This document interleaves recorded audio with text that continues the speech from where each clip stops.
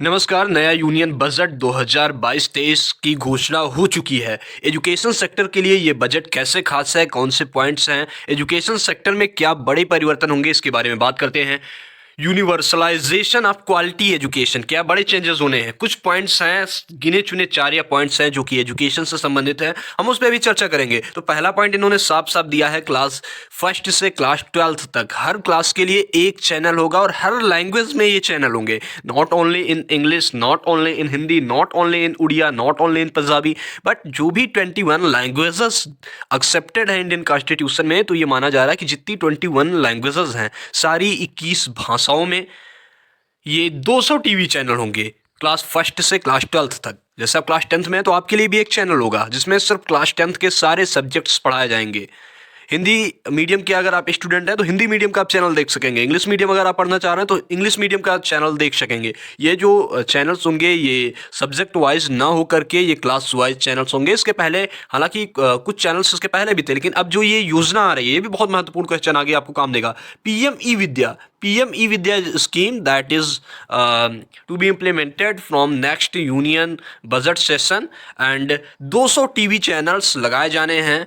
12 से 200 TV channels लगाए जाने हैं क्लास फर्स्ट से क्लास 12th तक के स्टूडेंट्स के लिए। और उनके यूँ कहिए कि उनके डिजिटल एजुकेशन के लिए टीवी चैनल्स पे क्लासेस के जितने भी प्रोग्राम्स हैं, क्लासेस पूरी आपकी चलेंगी और क्लास वाइज ये चैनल्स का डिस्ट्रीब्यूशन है। अगला जो मेजर पॉइंट है वो दिया हुआ है, in vocational courses to promote crucial critical thinking skills to give space for creativity, 750 virtual labs in science and mathematics and 75 skilling e labs for simulated learning environment will be set up in 2022-23। तो 75 ई labs की बात हो रही है, electronic labs की बात हो रही है, जैसे स्वयं प्रभा या मूक जैसे प्लेटफॉर्म्स हैं जो एजुकेशन के लिए हैं। तो मे बी कि ये कुछ ऐसा ही है। और इसके अलावा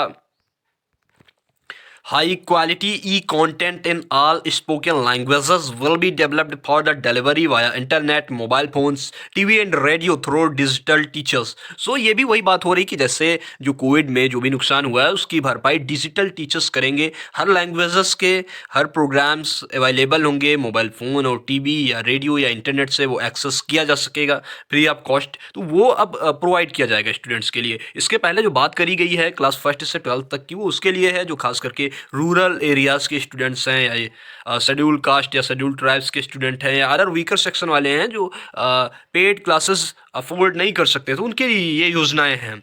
अगला जो पॉइंट है, a competitive mechanism for development of quality e content by the teachers will be set up to empower and equip with them with digital tools of teaching and facilitate better learning outcomes. तो यहाँ पे बात हो रही कि बढ़िया e content, अब better quality of e content to be provided, तो इसके लिए भी काम हो रहा है। तो खैर मे बी कि ये बातें हवाबाजी हूँ या जो भी हूँ, मैं उसका क्योंकि बहुत बड़ा मैं इकोनॉमिक एनालिस्ट नहीं हूँ तो इस बारे में मैं नहीं कहना चाहूँगा। मेरा बस उद्देश्य ये है कि एजुकेशन इंडस्ट्री में क्या बड़ी बातें की गई हैं इस यूनियन बजट में जो आने वाला सेशन है, इकोनॉमिक सेशन, उसके लिए क्या बातें वो आप जानिए। सबसे महत्वपूर्ण बात, डिजिटल यूनिवर्सिटी की अनाउंसमेंट हुई है और digital university will be established to provide access to students across the country for world class quality universal education with personalised learning experience at their doorsteps।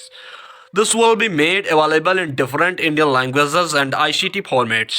The university will be built on a networked hub-spoke model with the hub building cutting as ICT expertise। The best public universities and institutions in the country will be collaborate as a network of hub spokes। ये महत्वपूर्ण बात है। देखिए इसके पहले मैं लेकिन आपको बता दूं, I want to here make you notice that इसके पहले आपकी IGNOU, Indira Gandhi national open university, इसने भी बहुत सारे ऑनलाइन डिजिटल प्रोग्राम शुरू किए हैं। प्रीवियस मंथ इन्होंने एमए मास कम्युनिकेशन का प्रोग्राम लॉन्च किया that is completely digital programme. You may access it from anywhere. ये ऑनलाइन प्रोग्राम है, not only Indians but also foreigners, NRI, anyone can join it. तो अभी ये previous week में, पिछले हफ्ते में BHW प्रोग्राम डिजिटली लॉन्च हुआ है इग्नू पे। सो वहाँ आपको ऑनलाइन ये पूरा प्रोग्राम है, आप वहाँ से उसके स्टडी मटेरियल पाएंगे, ऑनलाइन एग्ज़ाम वगैरह होगा, ऑनलाइन असेसमेंट जो है आपकी कॉपीज़ का वैल्यूएशन वगैरह सारा कुछ ऑनलाइन ही प्रोसेस होनी है। सो कहने का मतलब ये है कि ऐसे डिजिटल यूनिवर्सिटी ICT को जो बढ़ावा देने के लिए इन्होंने बनाया हुआ है डिजिटल यूनिवर्सिटी का इंफ्रास्ट्रक्चर। सो ये आईसीटी फॉर्मेट पे काम करेगी, इंफॉर्मेशन कम्युनिकेशन टेक्नोलॉजीज़ पे काम करेगी, वेरियस इंडियन लैंग्वेजेस हैं उसमें कंटेंट क्रिएशन का काम करेगी, उसमें टीचिंग का काम करेगी। और ये मे बी कि ये कोई फिजिकल यूनिवर्सिटी ना हो करके जहाँ पे ऑफलाइन क्लासेस न चले, मे बी कि ये कम्प्लीटली डिजिटली ही काम करे। क्योंकि इसमें साफ साफ एक लाइन इन्होंने आज जो फाइनेंस मिनिस्टर हैं निर्मला सीतारमण जी ने उन्होंने ये सेंटेंस भी यूज किया है, the best public universities and institutions in the country will collaborate as a network of hub spokes. So may be that it is only digital university to provide only digital programmes, but with the help of the MOU of other best public institutions और universities.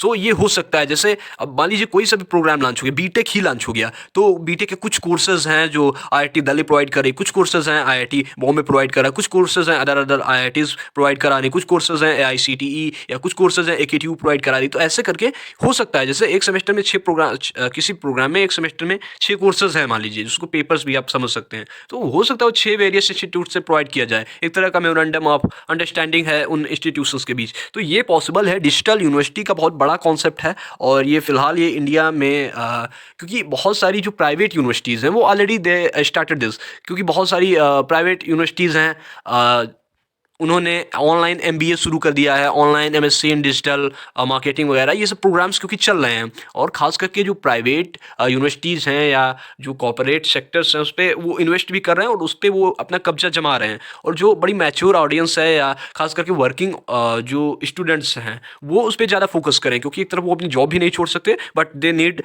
MBA degree. So in that case they are doing it online, क्योंकि कुछ एक fees payment करके अगर इनको class नहीं जाना पड़ा, टाइम नहीं स्पेंड करना पड़ रहा है और डिग्री मिल जा रही, तो अच्छी बात है। क्योंकि ओपन डिस्टेंस लर्निंग वाला जो मोड होता है उसको उतना ज़्यादा प्रायोरिटी नहीं दी जाती, लेकिन ऑनलाइन डिग्री क्योंकि उसमें सीधा सीधा आपने कोर्सेज पूरे किए हैं, आपने जितने आवर्स की डिग्री है वो आवर्स आपने दिए हैं उस पढ़ाई के लिए, भले आपने कैसे भी टाइम निकाल के लिया, तो उसकी थोड़ी सी ज़्यादा एक्सेप्टेंस होती है ऑनलाइन डिग्री की। सो जितनी भी बड़ी यूनिवर्सिटीज़ हैं, खास करके प्राइवेट यूनिवर्सिटीज़, इस बार तो लिस्ट निकाली थी UGC ने, तो कुछ यूनिवर्सिटीज़ हैं जो ऑनलाइन प्रोग्राम्स शुरू कर रही हैं। मतलब इस बार से कई सारी यूनिवर्सिटीज़ को ये दिया गया है, और इग्नू ने भी, मैंने बताया जैसे 2-3 प्रोग्राम्स अभी रिसेंटली उन्होंने शुरू किए हैं। तो उससे फ़ायदा ये हो रहा है सीधा सीधा कि अगर आप वर्किंग पीपल हैं, अगर आप वर्क कर रहे हैं कहीं पे, आपको टाइम नहीं है, तो वो कभी भी आप टाइम निकाल के कोई सा भी ऑनलाइन प्रोग्राम कर सकते हैं टू गेट प्रमोटेड, अपनी पोजीशन बढ़ाने के लिए या ओनली फॉर नॉलेज मोटिव, आप ये कर सकते हैं उसके भी पर्सपेक्टिव से। सो ये मेजर बातें हैं जो एजुकेशन सेक्टर को लेके कही गई हैं। लास्ट ईयर की मैं अगर आपको बात बताऊं एजुकेशन सेक्टर की, तो ये था कि 100 सैनिक स्कूल्स बनेंगे। तो मुझे लग रहा है कुछ सैनिक स्कूल बने भी हैं, बट आई डोंट थिंक कि 100 बने होंगे। इसके अलावा लास्ट ईयर एक ये अनाउंसमेंट था कि लेह लद्दाख में एक सेंट्रल यूनिवर्सिटी बनाई जाएगी। मुझे नहीं पता उसकी स्थिति कहाँ तक पहुँची, क्योंकि मैंने उसके बारे में कोई अपडेट नहीं देखी, क्योंकि मैं यूनिवर्सिटीज़ वगैरह के बारे में आमतौर पर सारी डिटेल्स देखा करता हूँ, लेकिन मुझे कहीं से कोई इन्फॉर्मेशन नहीं मिली कि लेह में यूनिवर्सिटी बनी है या एटलीस्ट यूनिवर्सिटी का एक्ट ही पास हुआ है। ऐसा कोई ना अब तक एक्ट बना है ना कोई, क्योंकि हर सेंट्रल यूनिवर्सिटी का एक एक्ट होता है। जैसे दिल्ली यूनिवर्सिटी है उसका दिल्ली यूनिवर्सिटी एक्ट होगा, कोई भी IIT उसका एक्ट होता है। मतलब हर यूनिवर्सिटी का एक एक्ट होता है। अगर वो स्टेट यूनिवर्सिटी है तो स्टेट ऑर्डिनेंस में उसका एक एक्ट होता है, अगर वो सेंट्रल यूनिवर्सिटी है तो सेंट्रल ऑर्डिनेंस में उसका एक पार्टिकुलर एक्ट ही होता है। तो ये मुझे नहीं लगता कि अभी ले वाली यूनिवर्सिटी का बना हुआ है। तो लास्ट ईयर वाला अनाउंसमेंट ये अभी पूरा नहीं कर पाए हैं, देखिए ये वाला कर पाते हैं कि नहीं। लेकिन मैं आपको बता दूं इग्नू ऑलरेडी काम कर रहा है इसके लिए। डिजिटल प्रोग्राम्स या totally online programmes IGNOU already launch कर चुका है, कुछ कुछ कर रहा है, कुछ के रिकॉर्डिंग्स वगैरह हो रही प्रोग्राम्स की, तो they are already doing that work. So इस इकोनॉमिक बजट की, इस यूनियन बजट की खास बातें एजुकेशन से रिलेटेड यही हैं। और बाकी अदर जो फील्ड्स हैं उसमें उन्होंने क्या किया है, क्योंकि अभी बात चली क्रिप्टो करेंसी वगैरह को लेके, तो उसमें कुछ पॉजिटिव कुछ निगेटिव भी चीज़ें हैं। डिजिटल करेंसी आ रही है इंडियन गवर्नमेंट की।